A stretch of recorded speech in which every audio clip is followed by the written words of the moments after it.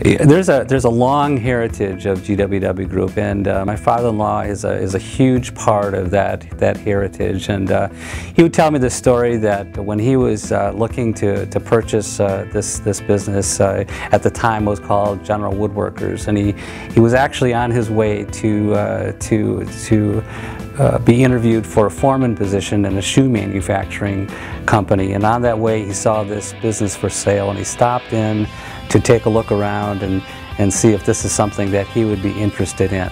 Yeah. Okay. So he stopped in and he looked around this building, and he saw this older gentleman that was sitting in the factory all by himself, and they were basically, there was one employee that was making molding French horn cases out of wood. And Earl looked at that situation, and he talked to him, and one thing led to another, and he thought, wouldn't this be something to take this business from where it's at with one employee and grow it and build it to something new and better?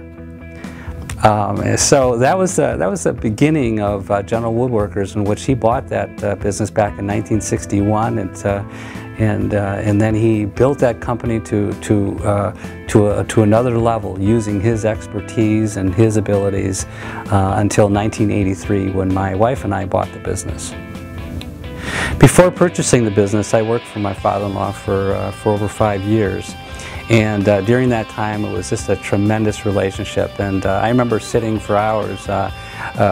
He would be sitting behind his desk, and I'd be sitting on the other side of the desk, and we just chat and talk about things. And I remember asking him just a million questions about the business and manufacturing and what he did and how he did it, and just wanted to glean as much information as I possibly could from this man. And it was an interesting relationship. It was not only a business relationship, and he was my employer, and I was his employee, but there was a father-son relationship as well. And I love Earl, and he loved me, and he was as a father would be to me. And even though he was my father-in-law, he was like a father to me, and so I not only loved him, but I respected him for what he did.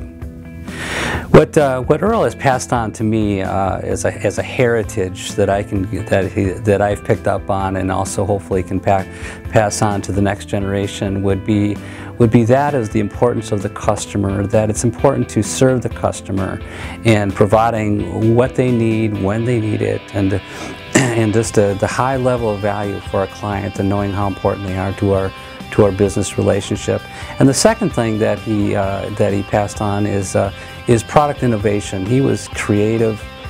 He was an engineer by heart, and he would come up with new concepts and new ways of making things, and always looking at something new and maybe a better piece of equipment that can do something. And so we've taken that innovation mindset on, and we incorporate that into our design. We incorporate that into our current environments.